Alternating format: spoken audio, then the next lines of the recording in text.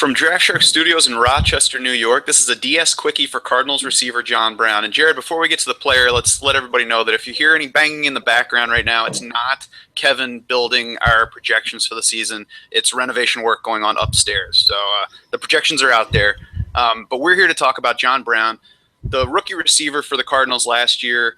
Made a splash after entering the league as a small school player. He finished just behind Larry Fitzgerald for second on the team in targets, second in catches, second in yards, tied for first on the team in total touchdowns with Andre Ellington.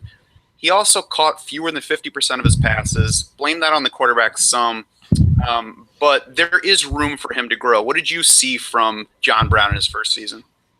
Yeah, he's that undersized, fast, speedy wide receiver that Bruce Arians has had success with. You think mostly back to T.Y. Hilton with the Colts. That's someone who Brown was compared to last summer when he was making waves during OTAs, minicamp, and training camp, and he ended up having a strong season for the Cardinals as a rookie. It was sort of a tale of two seasons for him. He was wide receiver 32 through the first 10 weeks of the season, then sort of faded the rest of the way and was only wide receiver 59 from week 11 on. Yeah, and we'll jump down now to the muscle that he's added this offseason. He admitted that he wore down late last season. You can see it in his numbers. Last 6 games, he only caught 14 total passes, so that's 2.3 a week.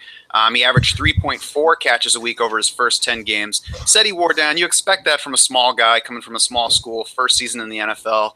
But he has added weight this offseason, 10 pounds reportedly so far. I believe I read that he has plans to add a few more than that. So far, they say that he hasn't seemed to lose his speed. That's the risk when a guy packs on some weight.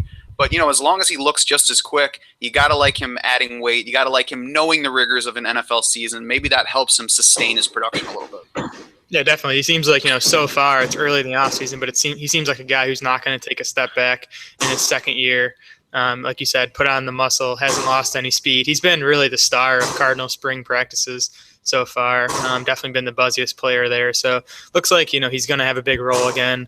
We'll see exactly how the targets are divvied between John Brown, Michael Floyd, and Larry Fitzgerald. Yeah, and you can hear a performance of Stomp in the background now, which is always fun. It can only help everyone in the pass offense that Carson Palmer's back. Tore the ACL last year, missed some time earlier than that with the shoulder issue. So the season was even interrupted before he was lost for the season. In the 6 games that he did play, John Brown saw 9 more targets than Michael Floyd, finished second to Larry Fitzgerald even over that stretch. Edged Floyd in catches and yards, still caught only 50% of his passes. Brown only dropped 3 balls, but I think that he needs to improve his consistency, probably improve his rapport with the quarterback, which, a full offseason with Carson Palmer and then having Carson Palmer for as long as they can only help on that front. Yeah, he was only wide receiver 39 in those 6 games Palmer played. 50% catch rate, which I think a lot of that has to do with the fact that he was running mostly downfield routes. So I think he's going to have to become more of a well-rounded receiver if he really wants to become a reliable weekly fantasy guy.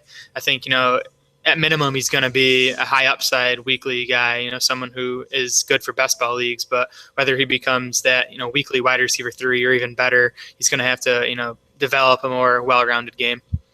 Yeah, and it's not a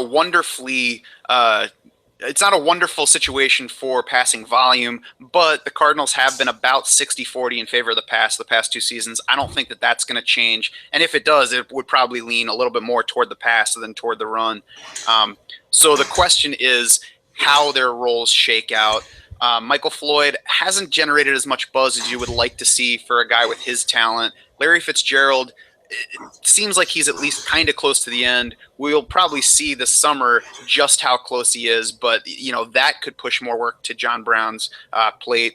And it'll be interesting to see how much John Brown stays on the field. Of course, you mentioned T.Y. Hilton. Back a few years before in Pittsburgh, they've done well with smaller, faster receivers in recent seasons. Who knows how much of that was Bruce Arians, but there are examples of where you can get a smallish receiver in fantasy at a value because people love to go after the big dudes.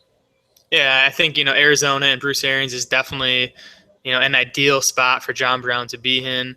I think it's possible that he, passes up Michael Floyd to join Larry Fitzgerald as the top 2 wide receiver there in Arizona this season. And if that's the case, I can see him finishing among the top 30 this year. Yeah, and I think that he's starting out as a value pick this year. You can get him at least as a wide receiver 4, maybe as your 5th, depending on where you're taking the guys. But he, along with Floyd and Fitzgerald, all have a chance to be the top fantasy receiver on that team. And I think that makes the guy who's going 3rd right now in drafts a value pick necessarily. We'll be watching as training camp gets going to see how things look. But you got to like what's going on for John Brown so far. So this has been a Draft Sharks Quickie. Head on over to draftsharks.com now and become an insider to get the full scoop on John Brown and hundreds of other players, plus our exclusive dynamic MVP draft board and lots of other tools and info.